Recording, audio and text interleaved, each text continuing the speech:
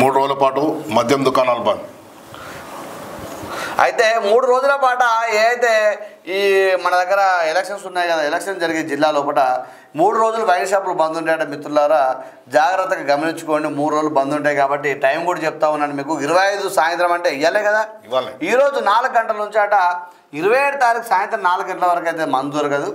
మీరుగా నేను చెప్పాల్సిన అవసరం లేదు, ఇప్పటికే మీరు జాగ్రత్త పడే ఉంటారు, దాచిపెట్టుకొని ఉంటారు. నాకు తెలుసు మీరు చాలా అతి జాగ్రత్త ప్రియులని నాకు తెలుసు.